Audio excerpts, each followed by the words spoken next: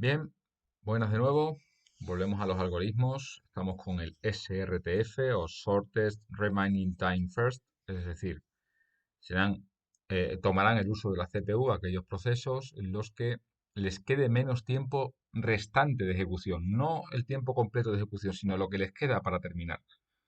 Entonces, hemos añadido aquí los tiempos de ejecución, como podéis ver, 7, 12, 3, 5 y 4, e iremos restando los que ya se hayan ido ejecutando para llevar un control más claro del algoritmo al que le toca. ¿En qué momento este algoritmo decide cuándo se cambia de un proceso a otro? Pues en el momento en el que ocurre algo. El momento que ocurre algo significa que un proceso vuelve a la cola, o se pone a la cola, llega al sistema a esperar, porque puede cambiar el más corto, es decir, puede haber un algoritmo, un proceso que se esté ejecutando y llega otro que es más corto que ese o que le queda menos tiempo de ejecución que ese, con lo cual, mm, si el algoritmo dice que le quede menos tiempo es el que tiene que ejecutarse, pues entonces se para y entra el más corto, el que le quede menos tiempo. Con lo cual vamos a ver el ejercicio con este procedimiento, con este algoritmo.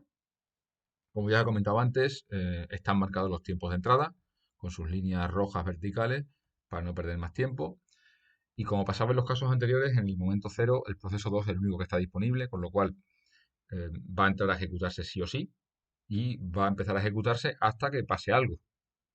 Lo primero que podemos vislumbrar aquí es que cuando se ejecute, llegado a este punto en el que entra el proceso uno, ahí ocurre algo y ahí se tendrá que volver a decidir.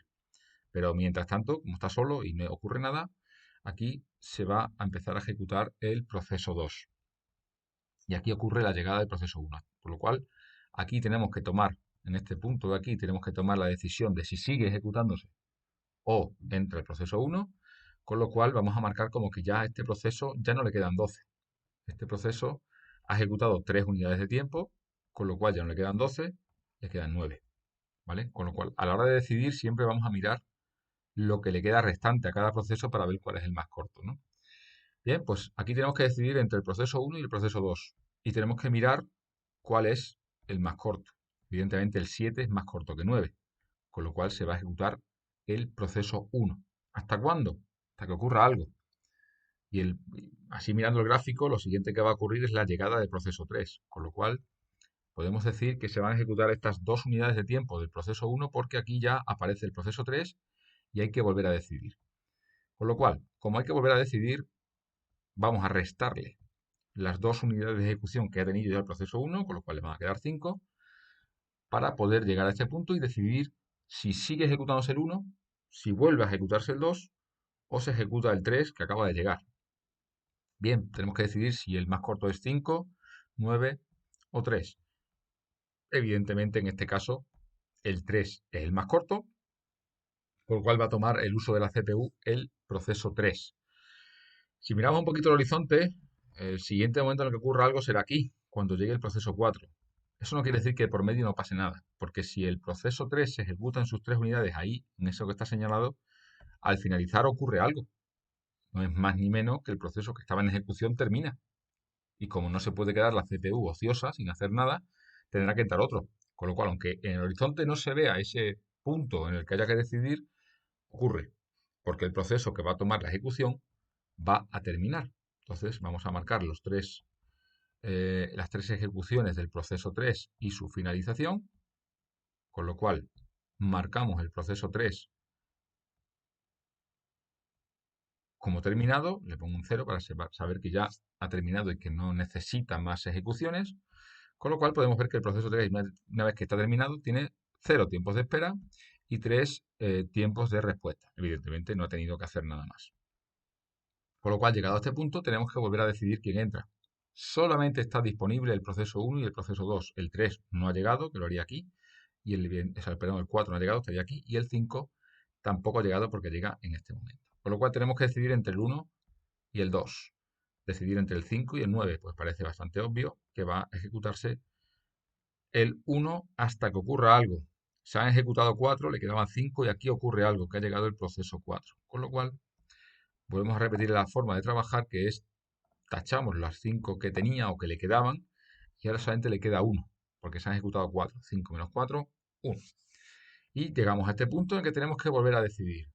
nos queda el proceso 1 con su unidad disponible, aquí, el proceso 2 con 9 y se incorpora a la ejecución el proceso 4 con 5. Con lo cual tenemos que decidir entre el 1, el 9 y el 5. Bueno, pues obviamente este que le queda a 1, que es el proceso 1, ejecuta el que le falta, lo tacho y lo doy por finalizado con un 0. Ahí ha terminado. Terminado ya este proceso. Voy a marcar borde rojo derecha. Y aquí, evidentemente, tal y como llegó, se empezó a ejecutar. No hay tiempos de espera desde el momento en el que llega, pero sí tenemos estos 3 tiempos aquí. El que ha estado un poco parado porque entró el proceso 3, lo marcamos como espera.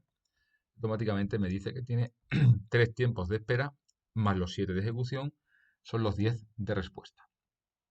Con lo cual el proceso 1 habría terminado. Bien, llegamos a este punto en el que tenemos que volver a decidir quién entra y quién no entra. Tenemos esperando el proceso 2 y el proceso 4. Proceso 2 con 9 y el proceso 4 con 5. Pues evidentemente va a entrar el proceso 4 con sus 5 unidades porque, bueno, al horizonte se ve la llegada del proceso 5, pero no vamos a llegar, con lo cual vamos a ejecutar directamente las 5 unidades de tiempo que necesita para completarse. Y lo completamos. Con lo cual nos queda aquí un huequecito, una unidad de tiempo desde que llegó, ahí tenéis la red roja, hasta que se empieza a ejecutar, con lo cual lo marcamos como tiempo de espera, contabilizándolo con un tiempo de espera más los 5 de ejecución que tiene el proceso, hacen 6 tiempos de respuesta. Este algoritmo, o sea, este proceso estaría terminado también, con lo cual tachamos las 5 que le quedaban y le ponemos un 0. Hasta ahí, correcto. Como podéis ver, que no tengan 0, está solamente el 2 y el 5. Y tenemos que decidir, con lo cual, entre el 2 y el 5, pero daos cuenta que el 5 todavía no ha llegado. Con lo cual, vamos a pasar a ejecutar de nuevo el proceso 2. Se ejecuta aquí, no ocurre nada, se ejecuta aquí, no ocurre nada, aquí no ocurre nada. Digo no ocurre nada porque tampoco termina, le quedan 9, con lo cual 9 menos los 3 que llevamos, todavía tendría 6 para completar su ejecución, pero aquí sí ocurre algo. Con lo cual, como sí ocurre algo, pasamos de nuevo a decidir qué ocurre. Los 9 que tenía los tachamos, le quedan 6. Hemos llegado a este punto. ¿Quién entra? ¿El 5 o el 2? Pues el 2 le quedan 6 y al 5 le quedan 4. Con lo cual parece evidente que en este caso va a ser el 4, el proceso 5 con sus 4 unidades el que tome uso de la CPU con sus 4 unidades de ejecución que están aquí. 4 tipos de ejecución. Y termina. Con lo cual marcamos como finalizado este proceso, que tendrá 0 tiempos de espera y 4 tipos de respuesta. Correcto. Sin ningún tipo de problema, tachamos los 4 tiempos completos de ejecución y lo damos por finalizado. Evidentemente, como podéis comprobar, solo queda el proceso 2 para completarse y le quedan 6 unidades de ejecución. 1, 2, 3, 4, 5 y 6. Como podéis ver, ha cuadrado perfectamente, nos encaja todo, tenemos todos los procesos terminados a 0, hasta ahí está perfecto. Lo único que nos queda es marcar como tiempos de espera todos los espacios en blanco que hayan quedado en el proceso 2. El proceso 2, os recuerdo que entró el primero, entró al principio de ejecución, en el momento 0, y ha sido el último en terminar, cosa que hasta ahora no había pasado en ningún algoritmo. Con lo cual, todos los huecos que hay aquí sin marcar de ningún tipo son tiempos de espera que se le ha arrebatado el uso de la CPU para dárselo a otro proceso hasta que él consigue completarlo. Como podéis ver, todos los algoritmos tienen unos tiempos de espera muy bajos, excepto el más largo, que nos marca un 19 de espera más los 12 de ejecución, genera 31. Si lo comparamos con el FIFO o con el SJF, que es el que mejor tiempo había dado, daba tiempos de espera 6,6, este da tiempos de espera 4,6, 2 unidades de media menos de espera por cada proceso. Y 10,8 de respuesta, que también está 2 por debajo del SJF. Con lo cual, es cierto que en esta casuística, en estos procesos, con sus tiempos de espera concretos y tal, pero hasta ahora parece que el único algoritmo expropiativo, es decir, que retira el uso de la CPU a un proceso para que entre otro, parece que está siendo más eficiente que los algoritmos no expropiativos que hemos visto antes, como FIFO, SJF o prioridades. Bien, este es el algoritmo SRTF, Shortest Remaining Time First, es decir, al que le quedaba menos tiempo para completarse, de ahí que hayamos hecho este control de tiempos restantes, para decidir quién entra y quién no entra al uso de la CPU. Bien, solamente nos queda Round Robin. Acabo con este y empezamos con el siguiente. Ahora.